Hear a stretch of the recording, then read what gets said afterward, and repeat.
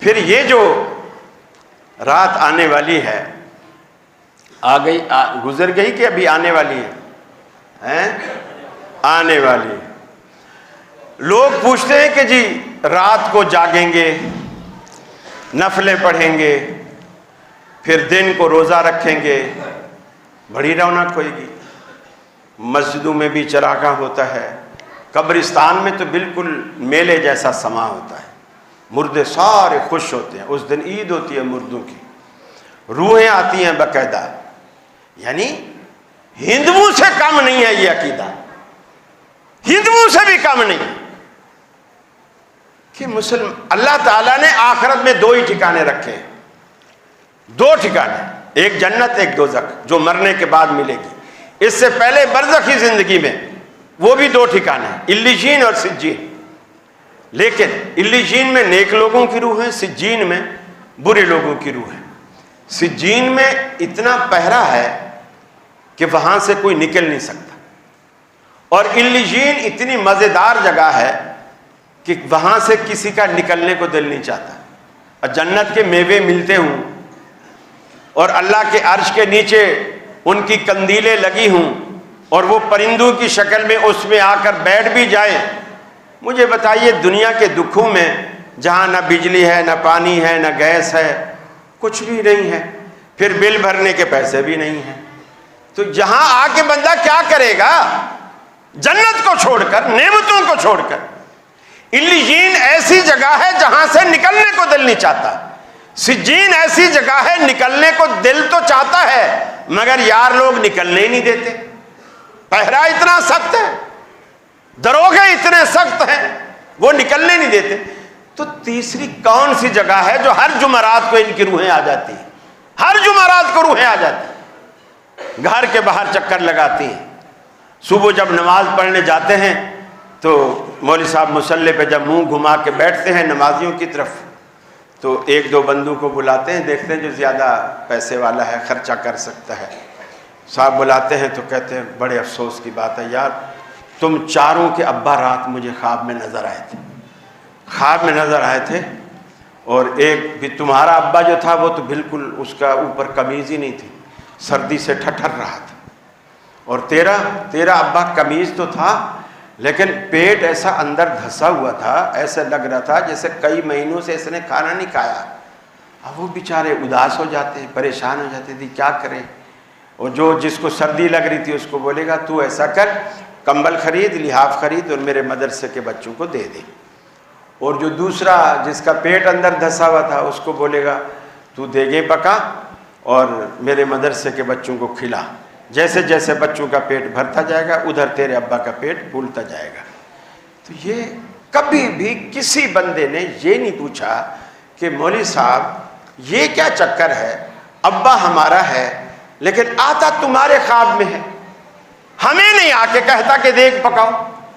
ہمیں نہیں آ کے کہتا کہ مدرسے میں کمبل دو، ہمیں نہیں کہتا، تمہیں آ کے کہتا ہے، اس کی کیا بات، کیا راز ہے اس کے اندر؟ کبھی تو کوئی پوچھے نا کہ مولوی صاحب ابا ہمارا تھا یا تمہارا؟ ہماری اماں جب سے رو رہی ہے کہ چلو میں اپنے مرنے سے پہلے ایک دفعہ تمہارے ابا کو خواب میں ہی دیکھ لوں، لیکن دیکھ لوں، اسے بھی کبھی خواب میں نہیں آئے،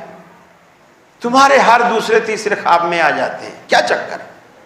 اگر آدمی کو تھوڑی بہت بھی سینس ہو تو یہ باتیں سمجھ میں آ جاتی، میں کوئی فارسی میں بات نہیں کر رہا، باتیں آسانی سے سمجھ میں آ جاتی۔ پھر باقاعدہ ایک روایت گھڑی گئی جسے خود امام ترمذی رحمۃ اللہ علیہ نے خود کہا، بیان کرنے کے بعد کہا کہ یہ روایت صحیح نہیں ہے، کہ جی اللہ کے رسول اپنے گھر میں سوئے ہوئے تھے، وہ حضرت عائشہ کی باری والی رات تھی، یعنی آپ کی جو ازواج تھی ایک سے زیادہ تھی تو آپ نے باریاں باندھ رکھی تھی کہ آج ان کے پاس، کل ان کے پاس، پرسوں ان کے پاس، اس طرح، تو وہ بھی حضرت عائشہ والی باری والی رات تھی۔ تو حضرت عائشہ کہتے ہیں کہ اچانک آدھی رات کو میری آنکھ کھلی، میں نے دیکھا دائیں بائیں تو اللہ کے رسول نہیں ہے، چارپائی پہ نہیں ہے، تو میں سمجھی کہ نبی رحمت صلی اللہ علیہ وسلم نے میرے ساتھ خیانت کی ہے، نعوذ باللہ، کہ باری میری تھی اور آپ کسی دوسری بیوی کے گھر چلے گئے۔ لیکن میں اپنے شک کو دور کرنے کے لیے میں اپنی چارپائی سے اٹھی تاکہ میں آپ کا پیچھا کر کے آپ کو دیکھوں، تلاش کروں کہ آپ کدھر گئے۔ حدیث میں یہ بھی آتا ہے، اللہ کے رسول اٹھنے سے پہلے جب چارپائی سے اٹھنے لگے نا، اٹھ کر آپ نے جو دروازہ کھولا، حدیث میں آتا ہے فتح الباب رویدن، اتنا آہستہ سے دروازہ کھولا تاکہ دروازے کی جو چرچر ہوتی ہے نا، لکڑی جب چلتی ہے یا قبضہ اس کا گھستا ہے تو اس میں ایک آواز پیدا ہوتی ہے، بھی کسی نے دروازہ کھولا یا بند کیا۔ تو آپ نے اتنا آہستہ سے دروازہ کھولا تاکہ دروازے کی چرچر سے حضرت عائشہ کی آنکھ نہ کھل جائے، اتنا آپ نے اہتمام کیا۔ حضرت عائشہ کہتے ہیں جب میں باہر نکلی تو برابر میں ہی قبرستان تھا جسے بقیع قبرستان کہتے ہیں، تو میں جب اپنے حجرے سے باہر نکل کر گئی دیکھا تو بقیع کے کونے پر اللہ کے رسول کھڑے ہوئے ہیں اور میری طرف پیٹھ ہے اور قبرستان کی طرف آپ کا رخ ہے، آپ وہاں کھڑے ہوئے ہیں۔ اور ایک روایت میں یہ بھی آتا ہے کہ آپ کی نظریں آسمان کی طرف، یعنی سر کو یوں اٹھایا ہوا ہے، گویا اللہ سے کچھ مانگ رہے ہیں۔ اب فرماتی ہیں کہ اللہ کے رسول کو محسوس ہوا کہ میرے پیچھے کوئی آیا ہے، تو میں جب یہ اللہ کے رسول کو مڑتے ہوئے دیکھا تو میں بھی فوراً مڑی اور فوراً کمرے کی طرف بھاگی۔ میں جب تیز چلی تو اللہ کے رسول بھی تیز چلے، اور میں جب بھاگی اور بھاگ کے کمرے میں تو میں پہلے آ گئی، چونکہ اللہ کے رسول جہاں کھڑے تھے اور میں پیچھے جہاں کھڑی تھی ہمارا پہلے سے ایک فاصلہ تھا، لیکن میں تیز سے بھاگ کے کمرے میں آ گئی اور آرام سے فٹافٹ لیٹ کے اسی طرح ہو گئی جس طرح میں اٹھی نہیں، میں جاگی نہیں اور میں پہلے سے سو رہی ہوں۔ لیکن بھاگنے کے بعد آدمی چلو اوپر کپڑا وغیرہ ڈال کے سونے والا، جسے ہماری زبان میں کہتے ہیں ناٹک، وہ تو بندہ کر لیتا ہے، لیکن جو بھاگتے ہوئے جو سانس پھولتا ہے، ہانپتا ہے انسان، وہ فوری طور پر چھپا نہیں سکتا۔ تو حضرت عائشہ کہتے ہیں میرا سانس پھولا ہوا تھا، میں لیٹ تو گئی لیکن میرے سانس سے میری چوری پکڑی گئی اور اللہ کے رسول نے بھانپ لیا کہ میں بھاگی ہوں۔ آپ نے پوچھا کہ عائشہ تیرا سانس کیوں پھولا ہوا ہے؟ جب اللہ کے رسول نے پوچھ لیا تو اب مجھے بتانا پڑا، چونکہ آپ نے بھاگتے ہوئے تو دیکھا تھا، تو اب مجھے بتانا پڑا کہ یہ معاملہ تھا اور مجھے شک ہوا تھا کہ آپ میری باری والے دن آپ کسی دوسری بیوی کے گھر چلے گئے ہیں۔ تو اللہ کے رسول نے اپنا دست مبارک، حضرت عائشہ فرماتی ہیں، میرے سینے پر، میری چھاتی پر اس طرح اپنا ہاتھ مارا اور فرمایا عائشہ کیا تو یہ سمجھتی ہے کہ اللہ اور اس کا رسول تیرے معاملے میں تجھ سے دھوکہ کرے گا؟ یعنی میں انصاف کرنے والا ہوں، باری تیری ہے تو میں کسی دوسری بیوی کے گھر کیسے جا سکتا ہوں؟ تو نے یہ سوچا بھی کیسے؟ تو یہ سمجھتی ہے کہ اللہ اور اس کا رسول تیرے ساتھ ناانصافی کرے گا؟ یہ کیسے ممکن ہے؟ یہ روایت یہاں تک جب حضرت عائشہ نے پوچھا تو رسول اللہ صلی اللہ علیہ وسلم نے یہ بھی کہا کہ میں تو اس لیے نکلا تھا کہ آج جبریل نے مجھے آ کے بتایا تھا، اور جبریل نے یہ بتایا کہ آج ایسی رات ہے کہ اللہ تعالیٰ، ایک عرب کا ایک قبیلہ تھا بنو کلب،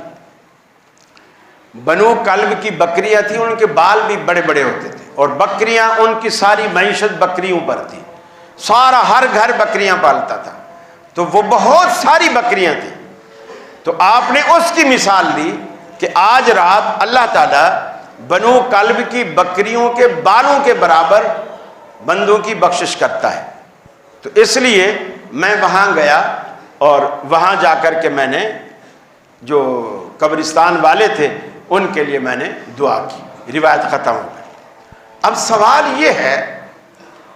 اگر یہ جاگنے کی رات تھی، آپ نے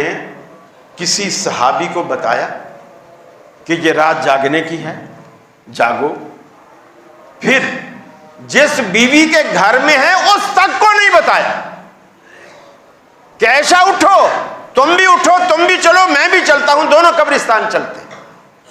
یہاں تو عورتوں کی بسیں بھر بھر کے لوگ لے جاتے ہیں نا، ایک میلہ ہوتا ہے، کراچی میں تو خاص طور پر کیا عورتیں کیا مرد بسیں بھر بھر کے گئے ہوئے، جن کی اپنی گاڑیاں ہیں وہ گاڑیوں میں پوری پوری فیملیاں قبرستان گئے ہوئے ہوتے، جیسے مردوں کو ملنے آئے ہوئے ہیں یہ لوگ۔ اور یقین مانیے بزدل یہ اتنے ہیں، اگر ایک مردہ قبر سے نکل پڑے ایک بھی نہیں ٹکے گا وہاں، سارے بھاگیں گے وہاں سے۔ خدا کے بندو، اللہ کے رسول۔ پھر امام ترمذی نے اگر اسے بیان کیا تو امام ترمذی نے یہ بھی تو کہا کہ یہ روایت ضعیف ہے،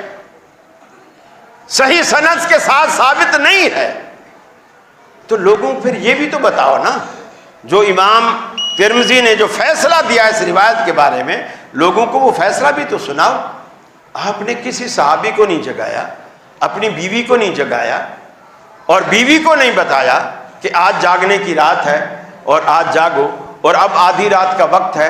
سحری کا وقت ہونے والا ہے، جلدی سے کچھ گھر میں ہے تو اس کا انتظام کر لو، آج ہم روزہ بھی رکھیں گے۔ کبھی کسی کو آپ نے ترغیب نہیں دی، نہ کسی صحابی کو ترغیب دی، نہ ازواج مطہرات میں سے کسی کو ترغیب دی۔ اور کیا یہ عبادت تھی؟ اگر لمحے بھر کے لیے مان بھی لیں تو کیا یہ عبادت تھی کہ آپ گھر سے نکلے خاموشی سے قبرستان کے کونے پہ جا کے کھڑے ہو گئے، کونے پہ جا کے کھڑے ہو گئے؟ یہ عبادت تھی؟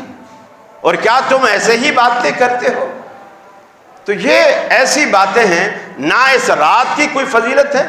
پھر سورۃ دخان کی آیت کو خام خواہ اس میں ڈالا جاتا ہے کہ اللہ نے قرآن میں کہا اِنَّا أَنزَلْنَاهُ فِي لَيْلَةٍ مُبَارَكَةٍ، ہم نے اس قرآن کو مبارک رات میں نازل کیا، اور مبارک رات یہ شعبان کی 15ویں رات ہے۔ اور یہ مسلمانوں کا بچہ بچہ جانتا ہے کہ قرآن 15ویں شعبان کو نہیں، اِنَّا أَنزَلْنَاهُ فِي لَيْلَةِ الْقَدْرِ، قرآن لیلۃ القدر میں نازل ہوا۔ اور یہ بھی مسلمانوں کا بچہ بچہ جانتا ہے کہ لیلۃ القدر شعبان میں نہیں، لیلۃ القدر رمضان میں ہے۔ ان شہر رمضان الذی انزل فیہ القرآن، وہ رمضان کا مہینہ ہے جس میں اللہ نے قرآن کو نازل کیا۔ اگر یہ 15 شعبان میں قرآن کو نازل کیا تو پھر تو نعوذ باللہ قرآن میں تضاد ہے۔ ایک جگہ کہتا ہے اللہ رمضان میں ہم نے نازل کیا لیلۃ القدر میں، اور دوسری جگہ کہتا ہے 15ویں شعبان کو نازل کیا اور وہ شعبان میں ہے۔ یہ تو تضاد ہے قرآن میں۔ یہ لیلہ مبارکہ اور لیلۃ القدر ایک ہی رات کے دو نام ہیں، ایک ہی رات کے دو نام ہیں۔ یہ لیلہ مبارکہ جو ہے یہ لیلۃ القدر ہی ہے، اور لیلۃ القدر میں لوگوں کی قسمت کے فیصلے ہوتے ہیں۔ یہ ساری شان لیلۃ القدر کی ہے، جس کا جاگنا، جس کی عبادت کرنا 1000 مہینے سے بہتر ہے۔ میرے بھائی، اپنے عقائد کو بھی درست کیجئے، اپنے اعمال کو بھی درست کیجئے، اور سنت کے مطابق بنانے کی کوشش کیجئے۔ آخری بات مجھ سے رہ گئی ہے، وقت ہو گیا ہے، زندگی رہی تو پھر کبھی اللہ سے دعا ہے اللہ رب العالمین مجھے اور آپ کو عمل کرنے کی توفیق عطا فرمائے۔